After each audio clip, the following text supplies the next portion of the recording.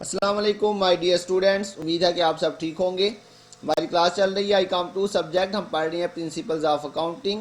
इसका chapter number 3 हमने बच्चों स्टार्ट किया था जॉइंट स्टॉक कंपनी, और उसमें से हमने बच्चों जो टॉपिक शुरू किया हुआ वो शेयर्स है, और आज हमारा इसका बच्चों लेक्चर नंबर 3 है। लास्ट लेक्चर के अंदर बच्चों हमने बेसिक जर्नल एंट्री जो है वो देखी थी। इसके अलावा बैलेंस शीट का फॉर्मेट हमने देखा था, वो आपने याद कर लिया होगा।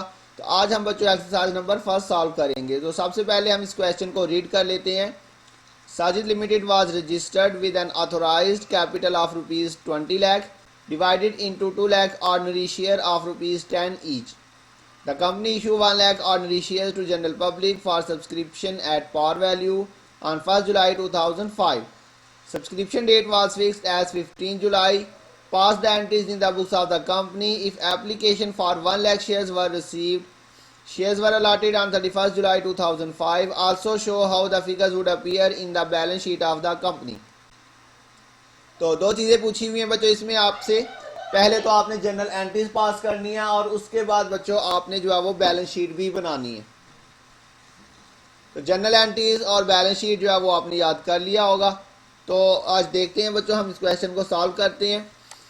तो सबसे पहले बच्चों हमने एंट्री पास करनी होती है शेयर एप्लीकेशन रिसीव करने की, और उसके लिए बच्चों आपने याद रखना है, इसमें काफ़ी डेट्स दी हुई हैं। एक 1 जुलाई को हमने शेयर उसने बताया था इशू किए, और सब्सक्रिप्शन डेट उसने बताई हुई है 15 जुलाई है।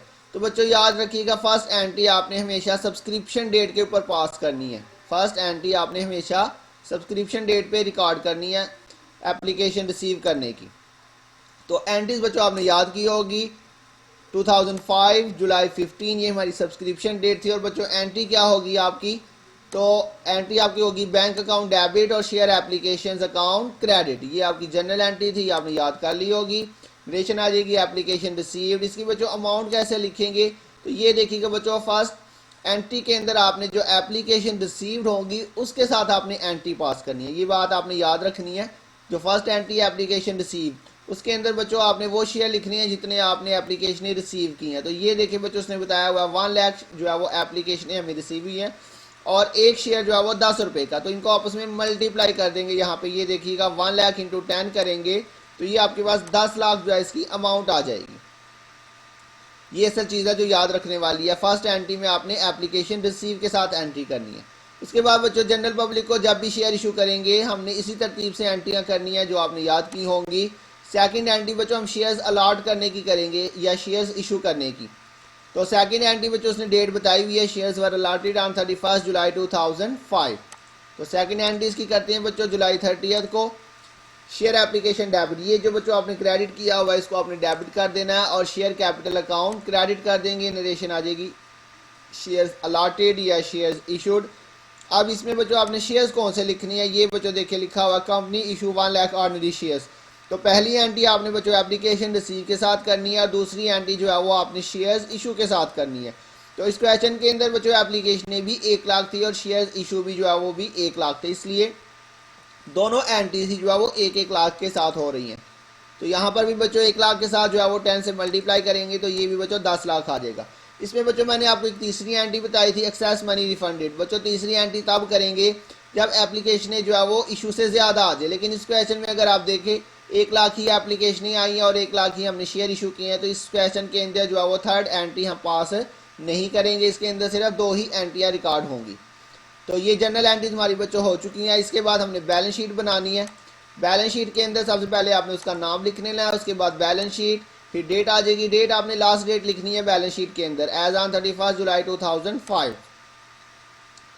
ये लाइबिलिटी साइड और इधर एसेट्स। लाइबिलिटीज के अंदर बच्चों सबसे पहले हम लिखेंगे ऑथोराइज कैपिटल। क्वेश्चन में से देखते हैं बच्चों, ये बताया हुआ है authorise capital rupees 20 lakh divided into 2 lakh ordinary share. जी बच्चों अमाउंट उसकी 20 लाख है, उसके जो टोटल शेयर है ऑथोराइज वो 2 लाख है, और 10 रुपये का एक शेयर है।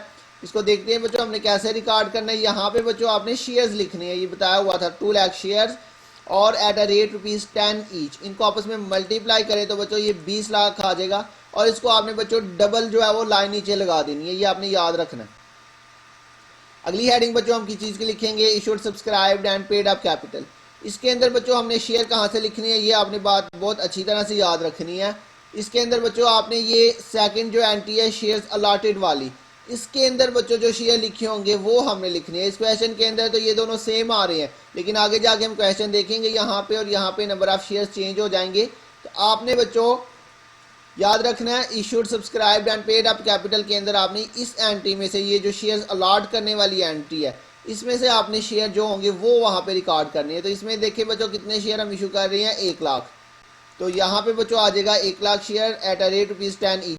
सेम ऐसे ही हमने लिखा, लेकिन यहाँ पे ऑथोराइज लिखा, यहाँ पे हमने इशूड वाले शेयर लिखे। तो ये मल्टीप्लाई करेंगे तो 10 लाख आ जाएगा जी बच्चों। बैलेंस शीट के अंदर इस तरह हमने काफ़ी चीज़ें पढ़ी थी, रिजर्व, उसके बाद लॉन्ग टर्म लाइबिलिटीज़, फिर करंट लाइबिलिटीज़। तो वो कुछ भी इस क्वेश्चन में नहीं है। तो बच्चों जो चीज़ें होंगी सिर्फ वही रिकॉर्ड करेंगे, जो नहीं होंगी वो हमने छोड़ देनी है।